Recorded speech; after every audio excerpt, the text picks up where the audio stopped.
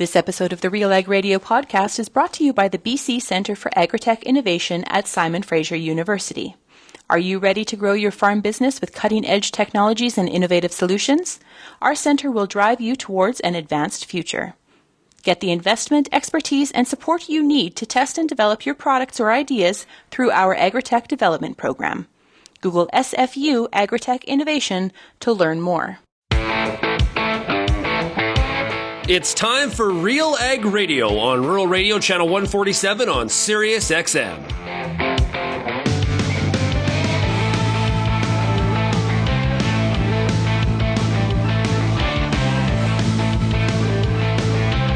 RealAg Radio and RealAgriculture.com is your home for insight and analysis of the issues that are impacting your farm business. Let's get real and get connected with RealAg Radio.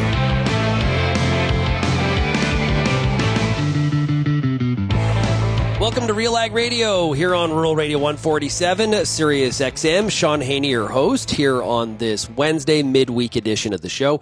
Hey, thanks so much, everybody, for making RealAg Radio and Rural Radio 147 a big part of your workday. Also, a big shout out to everybody listening out there on the RealAg Radio podcast. Okay, we got to get to it. We got lots of stuff to chat about. We got two heavy hitters today. Super insightful and knowledgeable. We've got now new person to the program, Steve Nicholson. I heard Steve at Grow Canada in Calgary a couple weeks ago. He gave a phenomenal presentation, and he is the global sector strategist for grains and oilseeds at Rabobank. He is based out of St. Louis. He is he's very insightful. We're going to hear from him today about kind of what's going on in this grain market. He's not in this super bearish category. I wouldn't call him like a perma bull either, but he provides an interesting perspective on why certain commodities may be destined to be a little bit higher here in not too distant future. We'll also be joined by a long-time friend of the program. It is Jim Wiesemeyer. He is DC policy analyst for Pro Farmer. Jim and I are going to break down some issues around the U.S. and trade with China.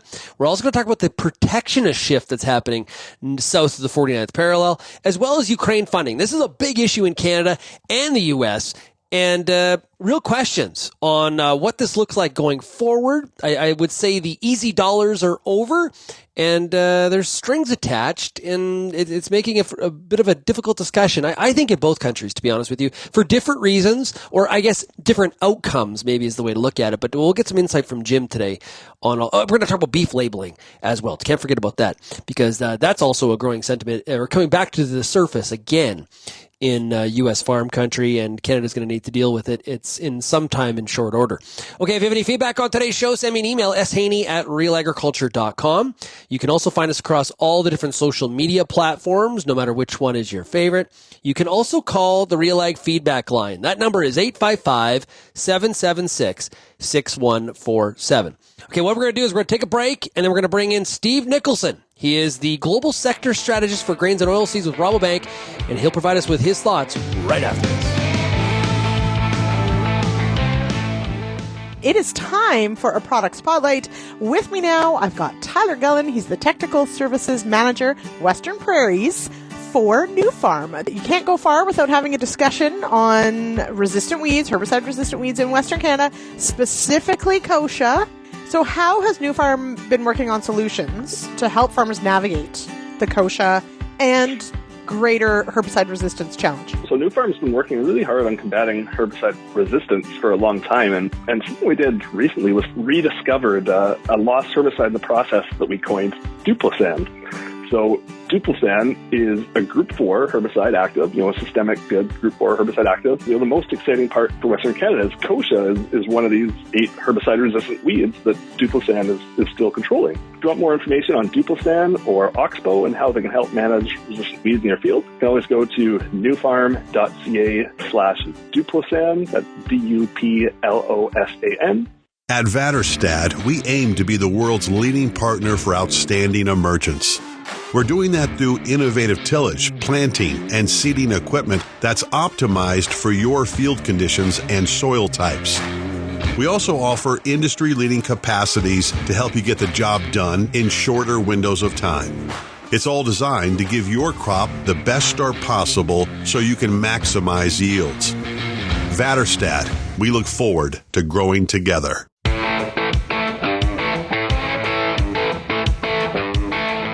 Are you seeking professional advice for your farm and business? Let me tell you, a place to start would be talking to MNP. MNP's team of agriculture specialists cover it all, from business planning and tax guidance to financial projections, farm succession, and risk management. Visit mnp.ca to connect with the experts today. Joined right now by Steve Nicholson. He is the Global Sector Strategist for Grains and Oilseeds with Rabobank. Steve, great to have you here on the show. Great. Thanks for having me, Shaun. Good to see you at Grow Canada. Yeah, it was a fabulous presentation. I wish I had all of those slides behind me when it was very, very informative. I really do appreciate some of the data that you shared with the delegates. I guess overall right now, when I talk to people that are analyzing what's happening fundamentally or even technically in the global grain sector, I find that the majority believe that are more on the bearish side at this moment. Yeah. Now, in your presentation, you gave some reflections and some thoughts on, wait a minute here, there's maybe a little bit more to the upside argument than maybe some are arguing. Sum that up first. Why do you believe that? Yeah, no, absolutely correct. And the market has turned right, wrong, or different. All of 23 has been bearish, and everyone seems to be leaning that way. And fundamentally, it seems like that to me, and I'm going to put corn and soybeans on the side, because corn and soybeans, there's no question when you look at stocks and you look at that there is a bearish tinge there and there's not a lot of upside potential, but also not a lot of downside. But the market has turned, extremely bearish on everything. They just don't want to own anything. They just want to sell it. And this is going to be the way we are. But that's divorced from the fundamentals, as we said about corn and soybeans. But you start to look at wheat, for example, and you look at the stocks, I don't care if it's in Canada, the United States, or wherever in the world, among the exporters, you're down to where in the top, in the bottom 25, bottom quartile of stocks. And so you look at that and think, well, that's interesting. The wheat market's heading down and stocks are heading down. And that's not the way it's supposed to work. And so, and then you think about what's happening in the wheat market. Obviously, it was dry in Canada this year. It was dry last year in Canada. It's been dry in Argentina. It's been dry in Europe, although Europe had a better crop. Ukraine put a better crop on the table than we thought they were going to be able to put on the table this year. But the big story has been Russia just continues to dump cheap grain on the world, and that only happened so long. But the fundamentals seem divorced from the market action, and it's also a technical, it's sort of self-fulfilling. Well, I'm just going to sell it, and it just keeps going down, so that's the right trade. And until we could get a whole philosophical discussion on the board and how the board's structured, but when you have the volume that's going that direction, technically it looks very, very bearish. At some point, those will have to come together because the market will go, oh, I can't buy my wheat anymore, for example. Now, one old rule that I had heard was of course, we live by these, right? Yes, of course. We don't want the wheat market to lead us higher. We need corn to lead us higher, and that's one of the ones that is showing some weakness, even relative to beans. That isn't that kind of the dark cloud that sort of hangs over this whole complex? Yeah, that's the other challenge, of course, is corn tends to lead the complex up or down. And when you have corn, and I'm looking at the board here to my side, as soon as you see, corn goes down, wheat goes down as well. And so, wheat rarely leads the complex higher. You had a little bit of that, of course, after the war.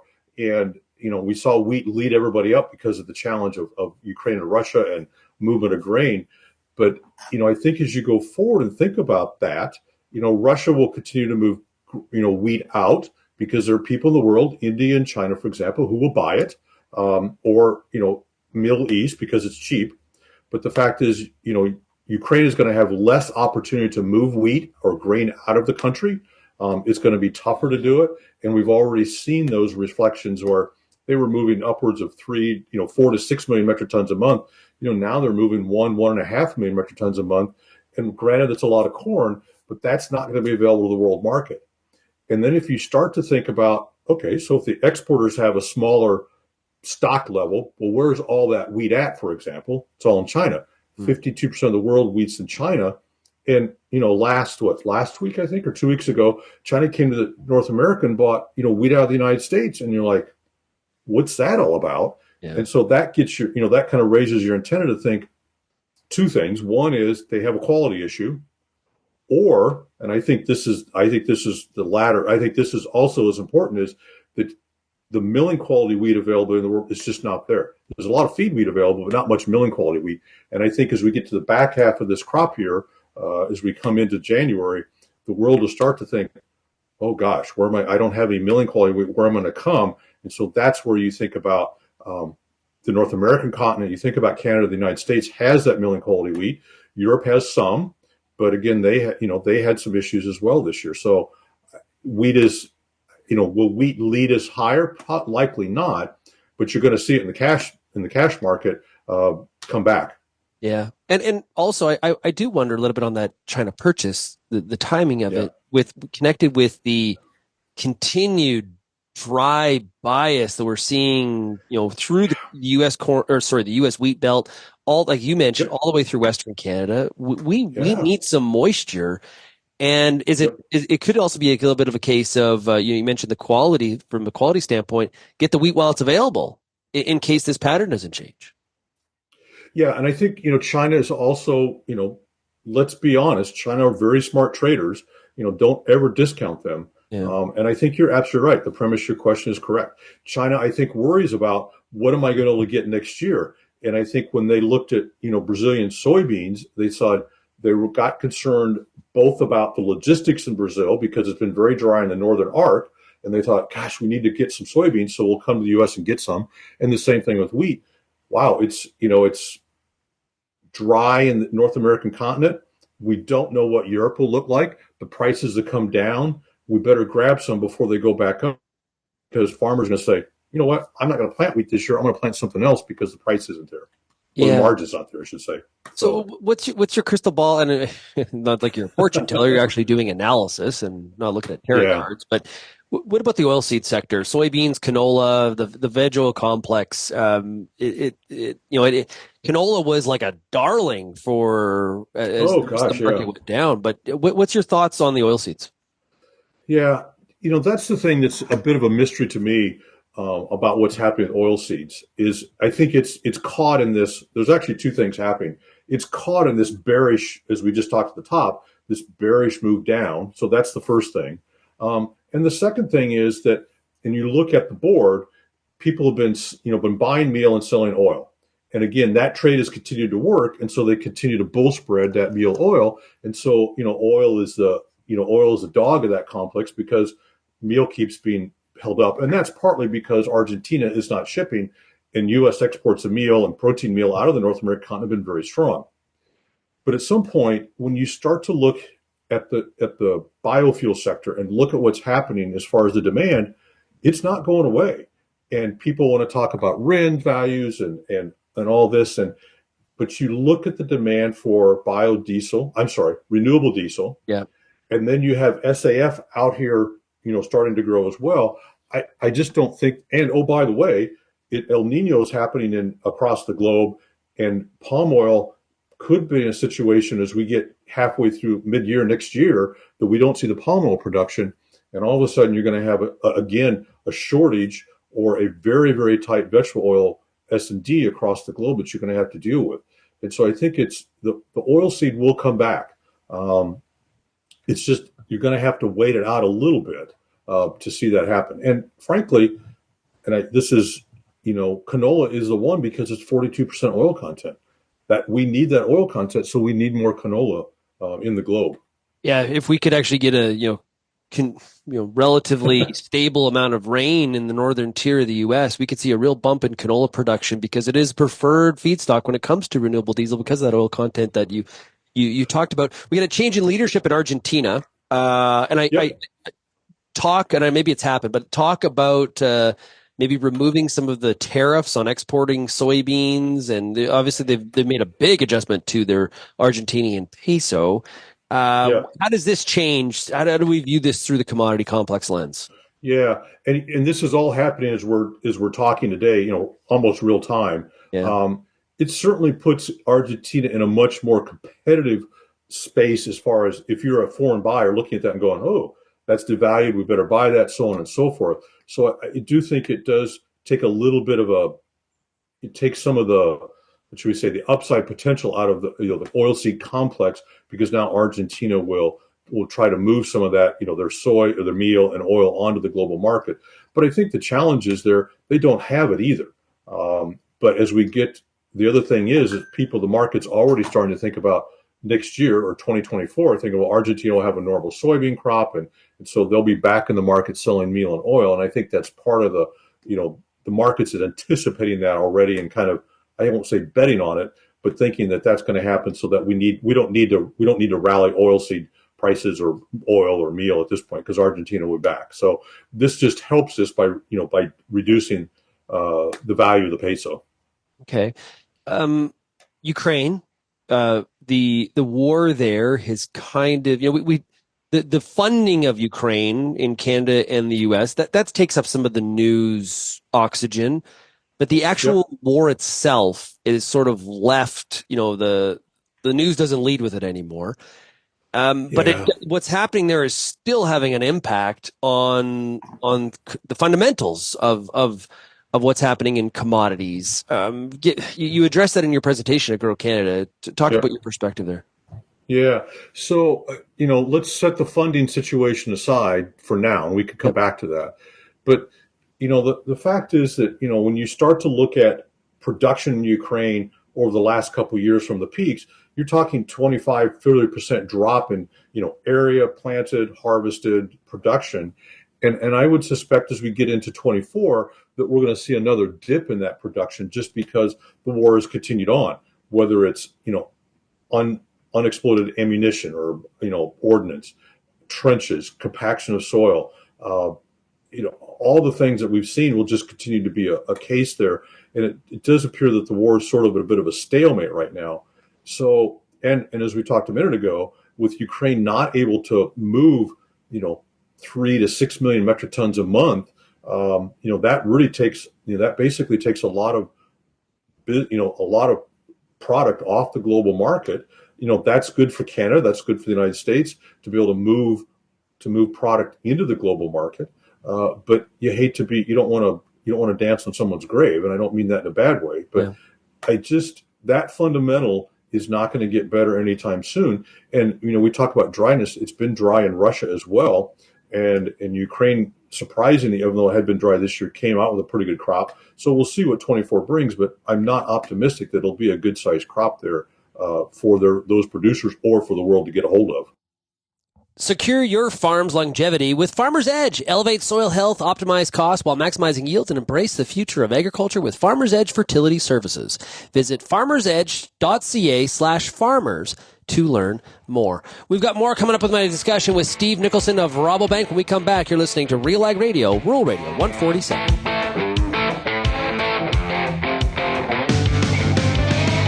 Peter Johnson at WheatPete, RealAgriculture.com. I'm the host of The Word, and I love doing The Word. I love the questions. I love the challenges. I love having to apply agronomics to all over the globe and areas outside of my normal jurisdiction.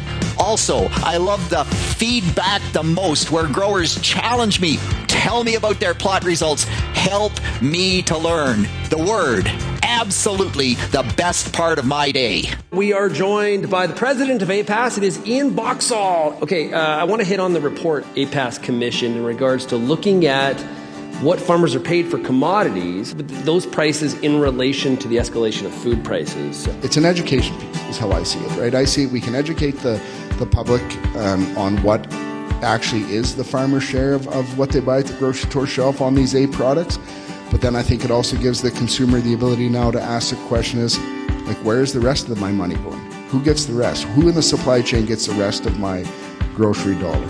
Now let's let the other sectors do their share and lay it out there so there's transparency in what the groceries are costing and where the money goes. You found that even with the increase in the price of commodities, food prices actually jumped even higher. There was no direct correlation between the increased price of commodities and the increased price of groceries.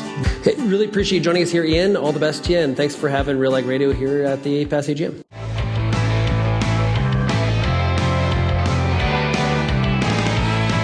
Batterstat is partnering with Canadian farmers for outstanding emergence. Their line of tillage, seeding, and planting equipment offers solutions for all soil types, field conditions, and tillage practices, helping you maximize yield. To learn more and find out more about your local dealer, visit vatterstad.com. And of course, we had I think we did 3 videos with Vatterstad at Agritechnica. Those are all coming up at RealAgriculture.com. You can find all that coverage by going to our machinery section or at the Real Agriculture YouTube channel. We're continuing our conversation with Steve Nicholson. He is Global Sector Strategist for Grains and Oilseeds at Rabobank. And we've been talking about, at this point, Ukraine and some of the amazing things when it comes to agriculture while this war has been going on. Isn't it kind of surprising with all of that going on, what they have produced and the other side of that is what they have shipped? Like, yeah, it kind of is a mind blow. Like when you really think about it, it is astonishing. Absolutely. I mean, I got a chance to speak to a group in Kiev in the middle of my night, and I wasn't in the room, and I wish I could have been, but that's, this time it's not a good thing to go to Kiev these days.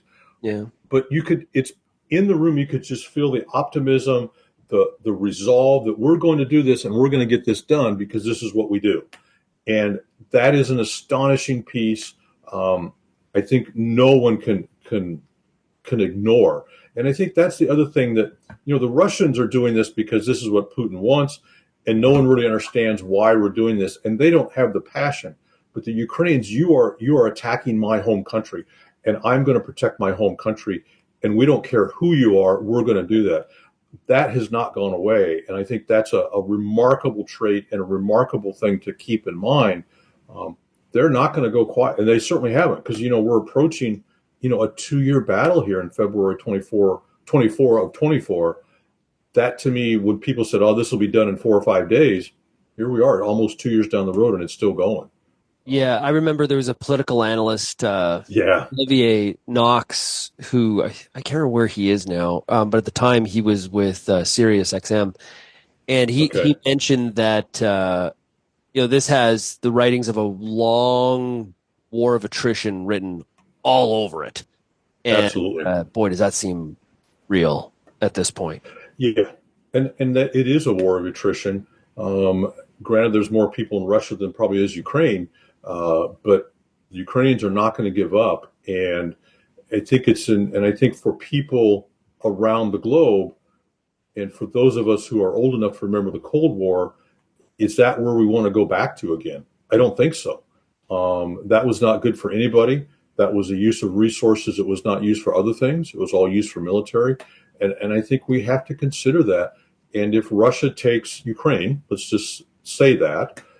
Then you start to see the domino effect in those frontline states in Europe, and if you talk to Europeans, they're scared to death of that, and I think we all should be as well. Steve, to wrap up here, whether you're bullish or you're bearish, what's one of the key signals, the indicators that we really need to be following here as we move into 24 here very shortly? Yeah, so there's a couple things, and we talked about them at Grow Canada. I think one, of course, is the weather. Now, the weather is going to, people can say, well, if it rains, everything's good. But we have a huge soil deficit soil moisture deficit we have to make up. And so anything that rains is going to be soaked in immediately because the soil needs it. So I think the weather and soil moisture is crucial. I think the other thing for producers, both for buyers and sellers, you're going to have a lot of volatility within a fairly narrow range of price movement. And so I think as you get rallies need to be rewarded as a seller. And at the same time, sell-offs need to be rewarded by buyers, because I think you're at this, you could say a little bit sort of the analogy with Russia and Ukraine. The market's a bit of a standoff. Is that, the bears are still in control, but how much more bearish news can you get? I mean, what are you going to tell me that's going to be extremely bearish other than Argentina produces a record crop, Brazil produces a record crop, and the U.S. produces a record crop in 2024? But I don't know that that's, is that all in the cards? And as our South American analyst said, I am less sure about what the production will look like in Brazil this year than I've been in a couple of years. So, I think those things, it's going to be very difficult to find bearish news that's going to propel this market even lower from where it is today. The demand domestically, whether you're in Canada, the United States, or Europe, or wherever, that demand is very, very strong. And that's the other piece is that domestic demand makes there's less available for export, because domestic demand, whether it's for livestock, whether it's for processing, is very, very strong. And so countries will be shipping out, using or exporting what I would call more value-added products from a processing perspective. So I think those are three things I'm watching very carefully. And you mentioned renewable diesel. That's an example where, it's a shift. We may be North America exporting less canola, less soybeans, but the meal's got to go somewhere. Right. And that's the big worry is, where's the meal going to go from? And I think that's a valid worry.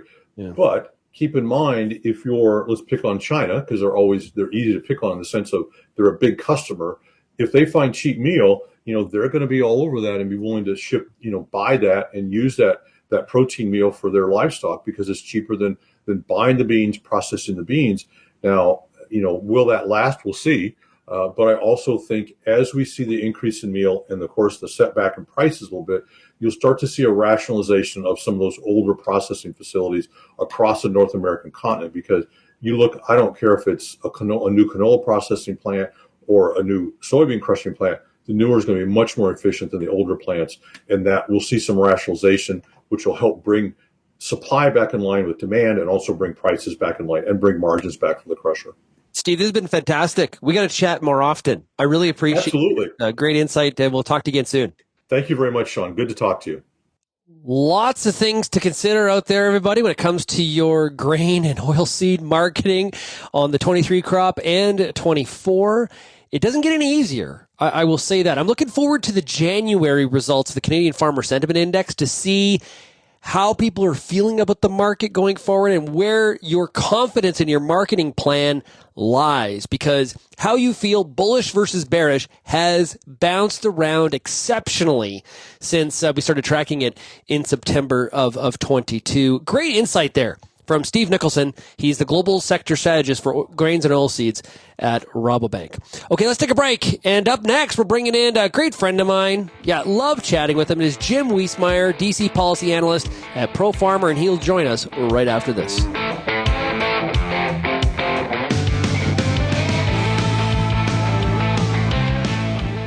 FP Genetics relentlessly brings innovative new seed genetics to Canadian farms, ensuring growers, breeders, and farmers are supported and viable. Being a valued partner on your farm for decades, you can expect the continuous pursuit of the best genetics. Visit fpgenetics.ca to discover FP's strong portfolio of wheat, durum, barley, oats, peas, and rye, or contact your local FP seed dealer or territory manager to discuss your certified seed strategy specific to your region. If you're involved in the agriculture industry, it's important to stay informed on all the latest issues affecting your business. At RealAgriculture.com, we offer fast, reliable news, information, and insights to help you keep on top of all of the latest in Canadian agriculture. Visit RealAgriculture.com and sign up for our free daily newsletter covering everything from news, agronomy, animal agriculture, and much more. Visit RealAgriculture.com/subscribe today.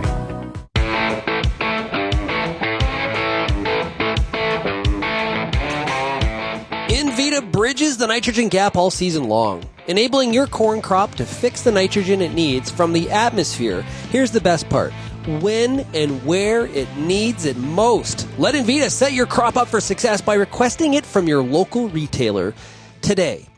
Okay, let's continue. Today's a great show. This is insightful stuff. Let me tell you, we finished up there with Steve Nicholson from Rabobank, and now we're joined by DC policy analyst with ProFarmer, great friend Jim Wiesemeyer. Jim, great to have you back on the show. It's always good to be with you, Shaun. Jim, there's lots happening. Oh boy! Now I know earlier this week you were in Kansas. That's a great state to visit, giving a speech as you do throughout the winter months. And one of the things that you had texted me was still pretty dry in Kansas. Yeah, still dry. Although they recently, a couple weeks ago, they got anywhere between 8 and 16 inches of snow. There was no snow on the ground that I saw. So, and following that, portions got some rain. So. That was much needed, but they need a lot more, Shaun, because they've had 2 consecutive years of dry conditions. And while the majority of wheat producers have crop insurance, I'm picking up that really undercut the profits, if you will, of some co-ops. So if this continues, I think we'll have consolidation within the wheat industry in that section of the country. Interesting. Yeah, we currently have the Bunge acquisition of Viterra that is yet to be finally approved by any country at this point. But obviously, people looking at that, it could be interesting if that spark, just that deal alone sparks further consolidation in the sector. Of course, Viterra also bought Gavilon not too long ago. And that dryness in the wheat belt, like in Kansas, when I think of wheat, I think of Kansas. It really, it's a bigger area in general. Like it spreads all the way through different parts. Western Canada is still very dry. I'm really concerned, Jim, that if we don't get the moisture, there's a real concern here for wheat production in North America. The market every once in a while is focusing on that, and you see a blip up. I don't know whether that's a dead cat bounce or not, but also China has been purchasing some soft red winter wheat from the U.S. I know we've had a couple of sales, and China doesn't usually do things in single doses. So that is also something to watch, that they've got an appetite for not only U.S. wheat, but Australian wheat. So that'll help on the oversupply situation, Shaun. Yeah, get the wheat while you can, maybe, is a part of that. Absolutely. Yeah. Question for you. Now, usually we're talking about the terrible relationship between, or frayed relationship between Canada and China. But what's going on between the U.S. and China? Because President Xi, after that visit, it seemed everybody was reflecting on, hey, this was a pretty good visit. Everyone's friendly. Xi met with American CEOs. Seemed like China was opening back up. And what's happening now, only like 2 months later? Well, it's gone the reverse. Yesterday, officially, the House Select Committee on China issued a report. And while they didn't call for a repeal of the Permanent Normal Trade Relations, PNTR, as we call it, it suggested, Shaun, placing China into a new trading category that I think would effectively lead to its repeal. I'm telling you, and this is bipartisan support. There was only one Democrat who voted against these recommendations, and they really got detailed by saying, in the event of expected Chinese retaliation, that Congress should consider more spending to mitigate the damage to U.S. workers, including agriculture. So they're already setting up a reaction to what they see clearly coming of more than a kerfuffle between the U.S. and China. I don't think it bodes well for the U.S. ag sector in the years ahead. So you think there actually is some signal more there than, say, the noise? Because what we've seen in Canada is sometimes that there's a large bark. But the ag products still in some way find their way to China. It just may be a bit of a circuitous route. You think there's maybe going to be China looking for other options? They will, because you don't embarrass China on the world market. Just this report's going to make them more than upset. Now, you need follow through on this. These are only recommendations. They have to be followed by Congress, and they have too many other sensitive issues. But I think early next year, this will be tied into politics as well, because you have both political parties do not want to be seen as being weak on U.S.-China relations. And see, that's what we're into. So yeah, we do have some time to settle this thing down, which I think is always good, but I just don't like the tea leaves. These were 150 recommendations in this report, and U.S. agriculture, especially soybeans, have a lot of potential impact in there. And there are other recommendations in there that would affect agriculture. They want USDA to be part of this committee that looks at transactions involving China, in particular farmland and agricultural technology. So this was a fairly comprehensive report, Shaun. Yeah, it seems at this point, just like it's politically beneficial for somebody running for president like Ron DeSantis to have a debate with a California governor, which seems extremely odd. It's also good politically to talk trash about China, and the question is what is the follow through with that, or is it just political rhetoric going through kind of the echo chamber, so to speak? But at the same time, overall, I think you and I have chatted offline about this. There's a lot of concern about the protectionist shift that the U.S. is really not. It's not just, this isn't the beginning of it, but really kind of truly embarking on. It has me very concerned about the NAFTA renegotiation, or the USMCA renegotiations can happen in 2026. But this is a real thing right now. You're absolutely correct. And again, I hope it doesn't happen, but you can just feel it. Both political parties have turned inward. You can call it protectionism if you want. I do. We're going isolationist, and that's carrying over into the world politics. Look at the funding, or the lack of funding for Ukraine. Look at the problems that President Biden is in relative to the Israel Hamas conflict. He's going to lose more than a few votes in some key states as a result of his strong defense for Israel. And now Biden's starting to back off in post-war, relative to how Israel is going to act. So your mention about the relook at USMCA, if Trump is the next president, look for an aggressive attitude toward him relative to Canadian trade policy. And our industry is out after your mandatory dairy program. Yeah. And I know you've told me in the past that it's equivalent to U.S. gun policy here, but I wouldn't take anything off the table. I just think trade relations between this country and even our allies are going to be frayed in the years ahead. Is there any chance that, the headline is Trump puts 10% tariff on all incoming goods, period.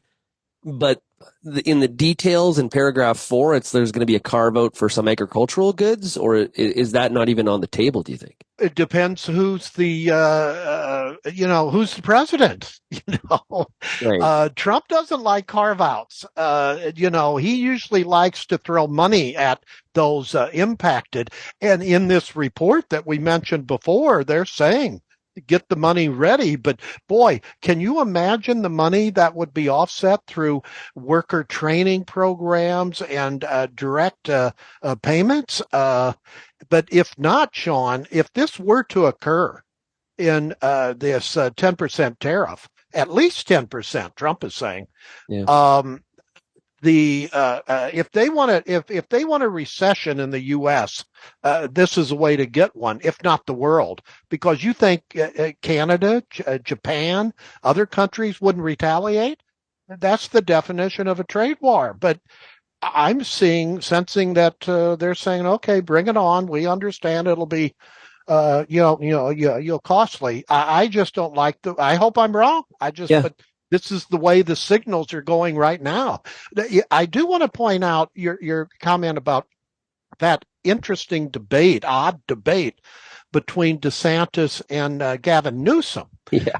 There is growing odds here that Biden may not be the Democrat on that ticket.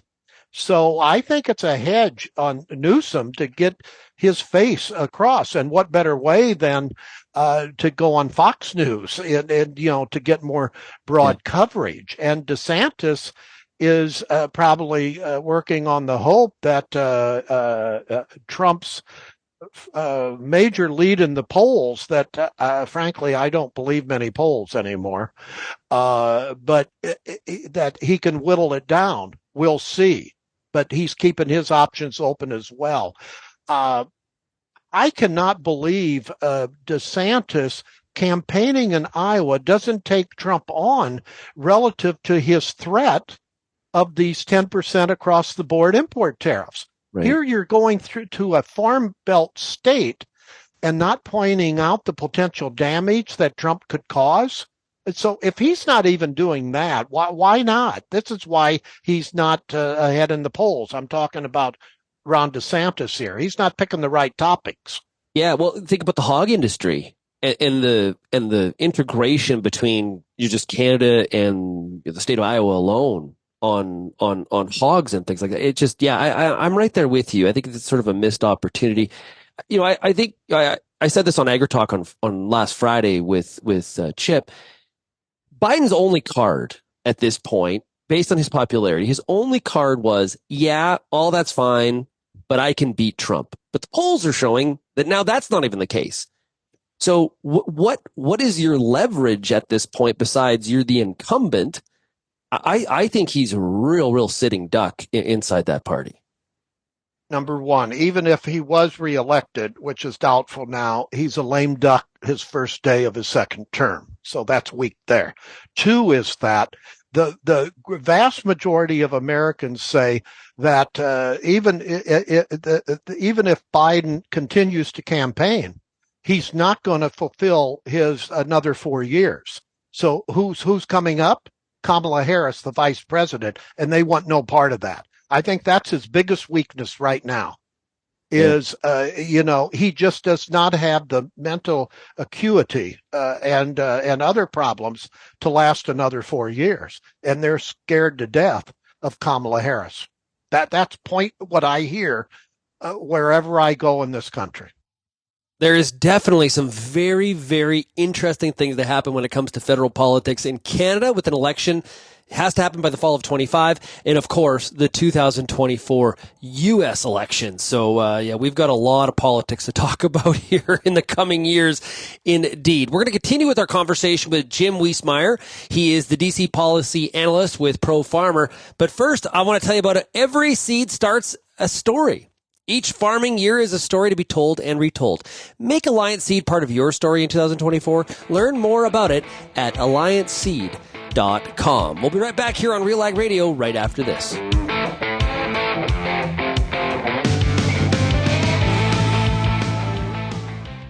What's next for your fields? At Pioneer, delivering industry-leading genetics drives everything we do. From the scientists in the lab to our local teams with boots on the ground. We are determined to get there first. Developing top-performing products, proven in more growing conditions than ever before. Pioneer. What's next happens here. Visit pioneer.com/Canada to learn more. I get to spend every day talking to farmers in the ag industry through RealAgriculture.com and RealAg Radio. But nothing is more fun than speaking to an audience live and in person. If you're planning an ag event, book a Real Agriculture speaker to make it a successful and memorable experience. Email shaney@realagriculture.com and you can book myself or any other Real Ag personality to speak at your event. Bring your audience all the fun, insight, and energy of Real Agriculture.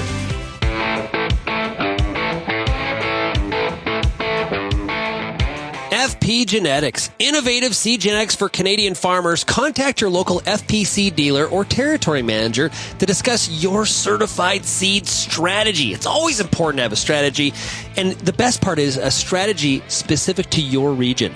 Visit fpgenetics.ca to learn more. We're talking to DC policy analyst for Pro Farmer, Jim Wiesemeyer.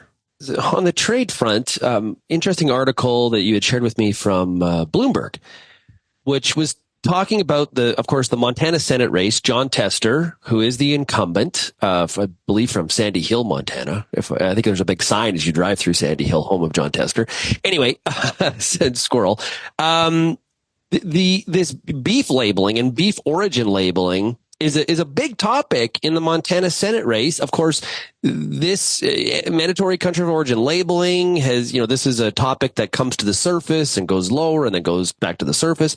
It's a bit of a rolling thing. This is kind of tied to what President Trump's talking about with the 10% incoming tariff. It all kind of fits together. What is the attitude right now in DC when it comes to beef origin labeling rules? Well, in D.C., it's like, haven't we crossed this bridge before? So it's going to be an uphill climb. But what you mentioned at the state level, it's a populist topic that is gaining. It gains. It's never dead. It just gains life over and over again. It's like a Halloween movie. But I was in Montana a few weeks ago, so now I'm an expert on Montana. I visited there. But I'll tell you, I want to be convinced that Tester's going to lose, even though his opponent may be a popular and a better candidate than he's had his prior elections, Mr. Sheehy. Mm-hmm. But Sheehy originally comes from New Jersey, and that doesn't bode well amongst more than a few in Montana. Tester is a good candidate.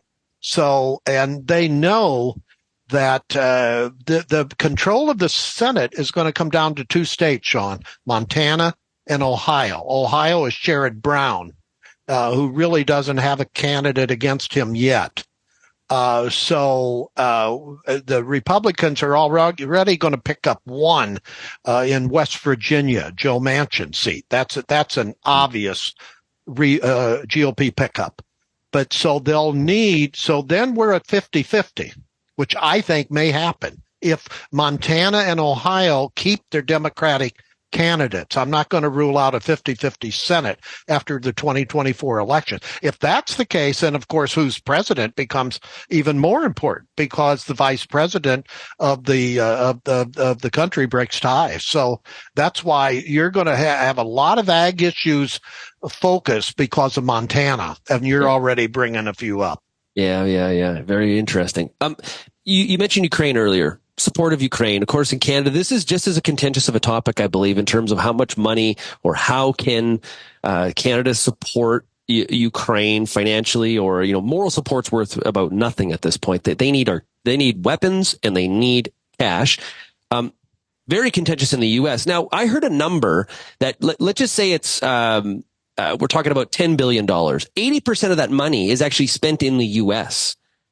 In terms of manufacturing of weapons and things like that, which is also a job. I find it interesting that kind of stat is not talked about more. It's more phrased as if it's a blank check. Here, Ukraine, here's some money.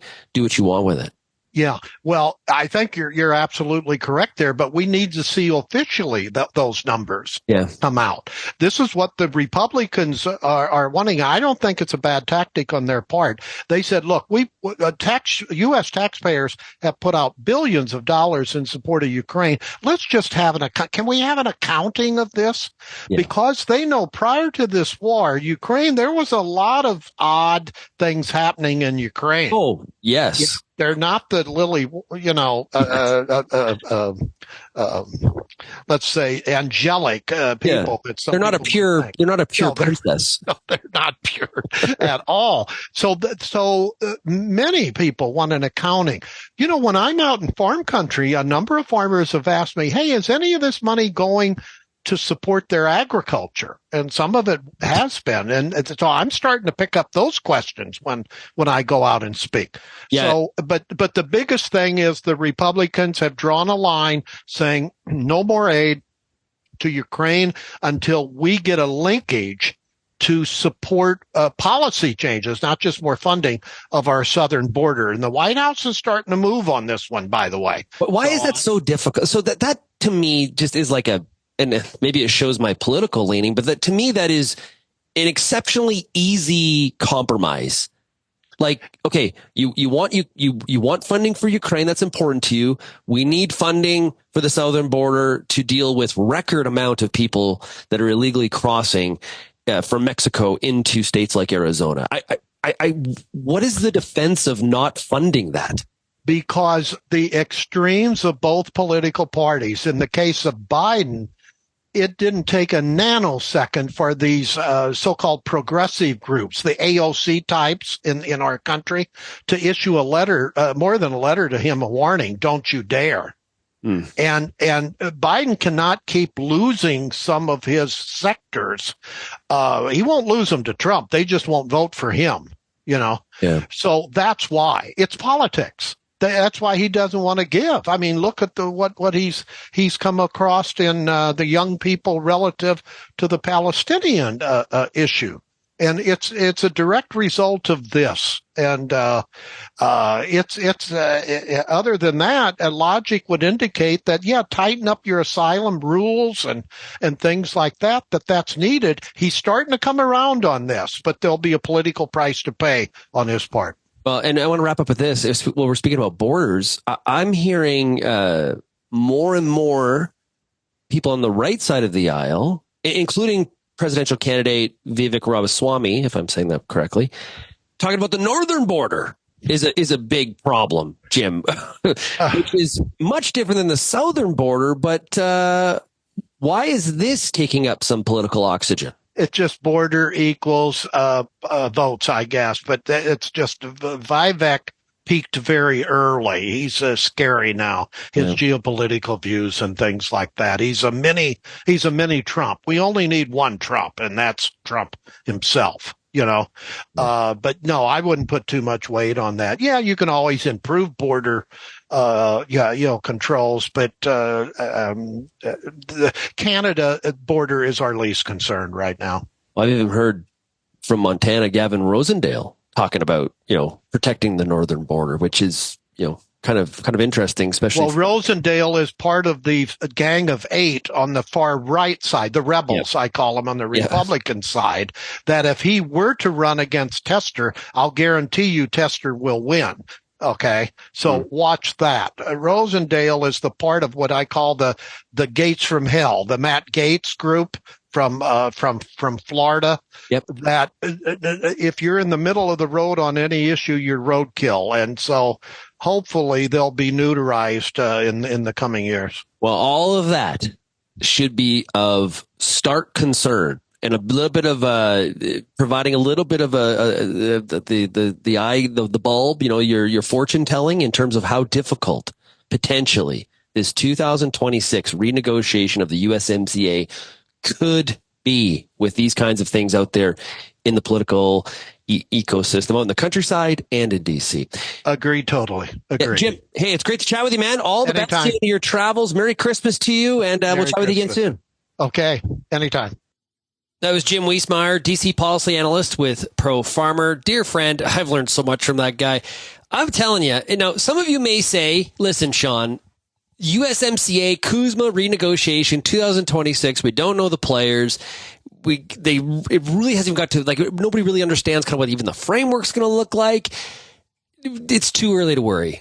I'll tell you, I am worried. I'm going to write a column about this. I think there's reason to be worried, and we got to start to really get our plan in gear from a Canadian perspective, and that goes for Mexico as well, because there's a lot of warning signs here. And you know what? From the U.S. perspective, it's not exactly where it's 100% majority opinion on which way, how you would actually improve that trade deal, just not too far away from it actually being, renegotiated in the first place. The idea was at the time to make tweaks. I get the sense that the political winds have shifted, or the attitude around trade has shifted even more so when President Trump negotiated it last time. I think these 3 countries are in for a major, major battle about it, and I am worried about it. So I want it on the record. I'm worried about it. We'll see what it comes to be, and we'll keep talking about it, because I think there's lots of warning signs, some signals out there that if you're just saying, hey, it's way too early, I'm not sure you're procrastinating. You're not necessarily paying attention to what, you're not reading the tea leaves, maybe is the way I would put it. Okay, if you have any feedback on today's show, we'd love to hear from you. Send me an email, shaney@realagriculture.com. Or, of course, you can always call that RealAg feedback line. The number, of course, is 855-776-6147. Thanks, everybody, for getting real and getting connected with RealAg Radio. We'll, of course, chat again tomorrow. Cheers, everybody. Thank you for downloading this episode of the RealAg Radio podcast, brought to you by the BC Centre for Agritech Innovation at Simon Fraser University, your go-to for advancing agritech. Ready to elevate your farm business? Achieve the productivity and profitability you're looking for with Agritech Development Program. Google SFU Agritech Innovation to learn more.